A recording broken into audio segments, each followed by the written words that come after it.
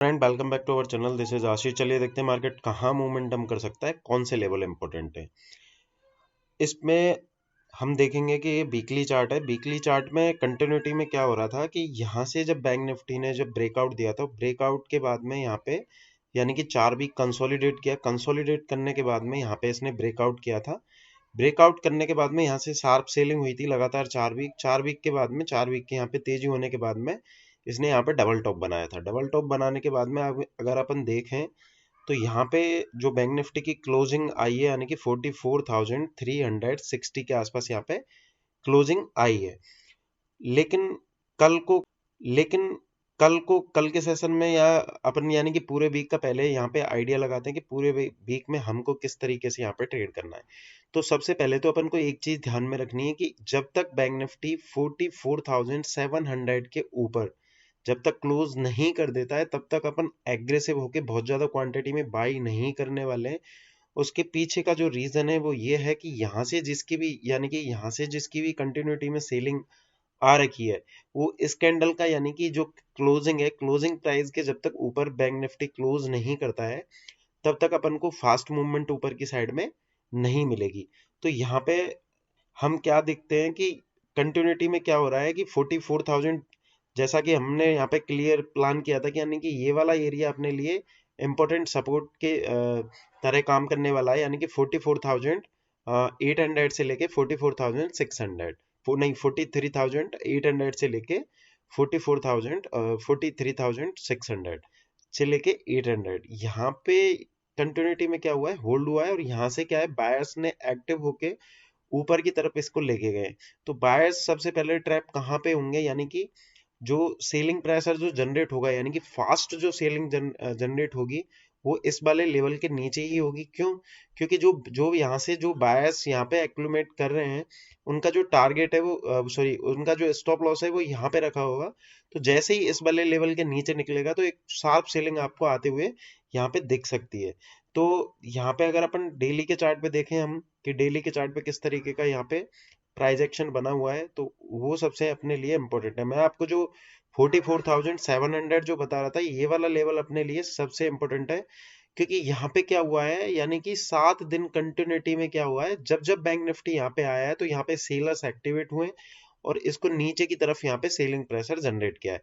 तो अभी रिसेंटली अगर देखें हम तो 44,360 के पास में इसने क्लोजिंग दिया है। तो अपने लिए जो बेस्ट क्लोजिंग रहेगी वो यानी कि 44,700 800, ठीक है ना। इसके ऊपर जब ये निकलता है तो अपन को एक फास्ट यानी कि शार्प बाइंग ऊपर की तरफ में मिल सकती है। लेकिन अपने लिए सबसे इम्पोर्टेंट क्या है कि अगर ये 700 800 को वापस से यहाँ पे क्या करता है, वापस से यहाँ पे नहीं निकाल पाता है तो यहाँ से सेलिंग प्रेशर जनरेट हो सकता है। उसके लिए आपको ये जो बैंकिंग सेक्टर है यानी कि HDFC bank, ICICI bank, ICICI bank, Axis bank, इन पे अपन को यहाँ पे फोकस रखने की सख्त यहाँ पे जरूरत पड़ेगी। तो यहाँ से क्या हो रहा है कि देखो चीजें बड़ी क्लियर होती हैं अगर उनको अच्छे से देखेंगे। तो यहाँ पे भी अपन जब आए थे यानी कि बैंक निफ्टी यहाँ से जब शार्प सेलिंग करता हुआ आ रहा था तो यहाँ पे जाके इसने रेजिस्टेंस फेस किया यानी कि मल्टीपल टाइम पे यहाँ पे क्या हो रहा था, रेजिस्टेंस हो रहा था।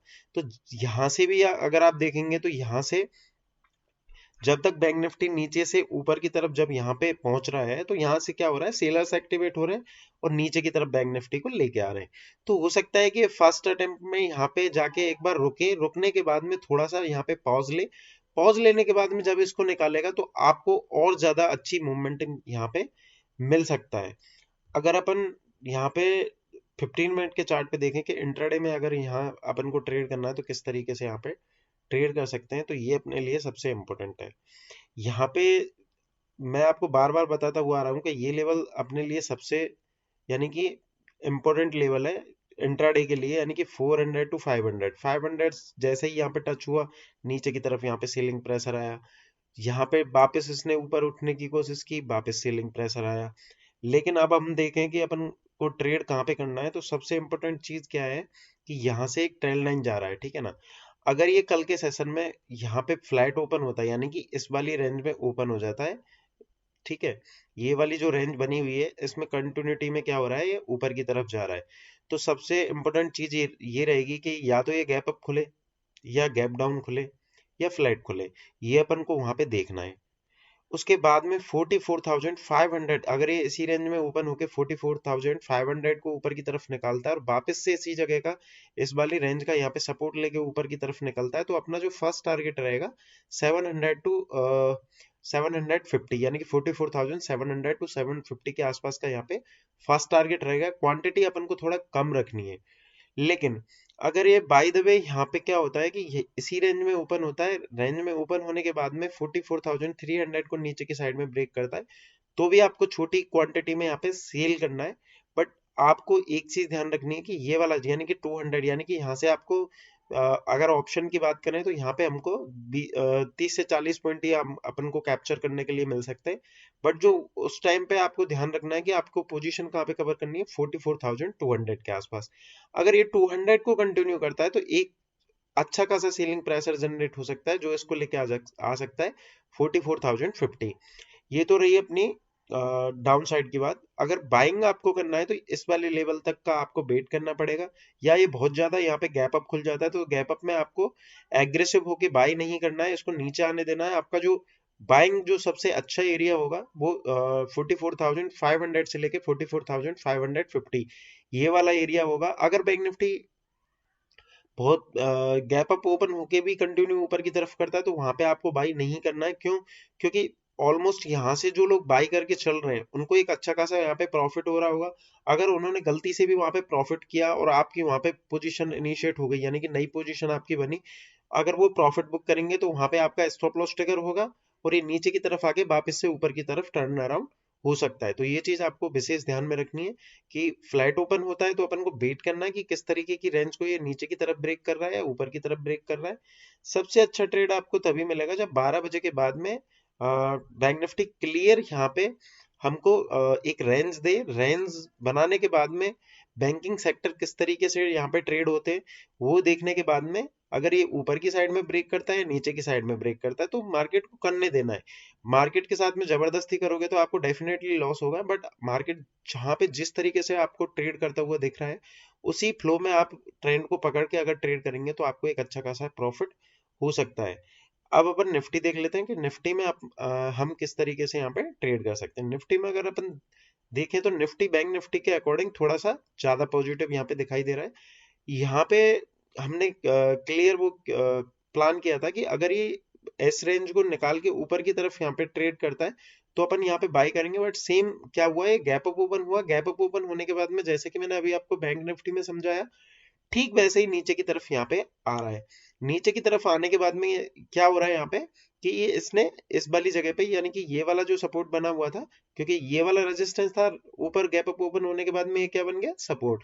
तो यहाँ पे इसने होल्ड किया, होल्ड करने के बाद में इसमें मतलब प्राइस एक्शन करते हुए ऊपर की तरफ यहाँ पे क्लोज हुआ है। लेकिन कल के सेशन में अपन को एक चीज क्लियर ध्यान रखनी है कि ऊपर से अगर अपन यहाँ पे देखेंगे तो एक ट्रेंड लाइन आ रही है जो कि आपको दिखाई देगी, ये वाली। यानी कि अगर कल आपको निफ्टी बाई करना है तो अगर ये फ्लैट ओपन होता है इस वाली रेंज में तो 700 को होल्ड करता है, यानी कि 15 से 20 मिनट होल्ड करने के बाद में ही आपको बाई करना है। आपके ऊपर के टारगेट जो होंगे 19,775 और 800 के आसपास आपका यहाँ पे टारगेट हो सकता है। बट अगर ये फ्लैट ओपन हो जाता है, फ्लैट ओपन होने के बाद में इसको मे बी मेरे हिसाब से इसको सेल नहीं करना चाहिए, क्योंकि यहाँ से जिसकी पोजीशन है तो वो क्या है कि जो भी बायर्स यहाँ से बाई करके लेके गए हैं ना, वो कहीं ना कहीं इसमें एंट्री मार सकते हैं। तो अपना क्या है कि वहां पे स्टॉप लॉस ट्रिगर हो सकता है। तो इस चीज को आपको ध्यान में रखते हुए ट्रेड करना है। दूसरा, जो सारी चीजें हैं वो आपको एप्लीकेशन में अपडेट कर दूंगा, जिसका लिंक वीडियो के डिस्क्रिप्शन में है। अगर आपने डाउनलोड नहीं किया है तो वहां जाके आप डाउनलोड कर सकते हो। बाकी का जो भी अपडेट होगा मैं लाइव में आपको एप्लीकेशन में अपडेट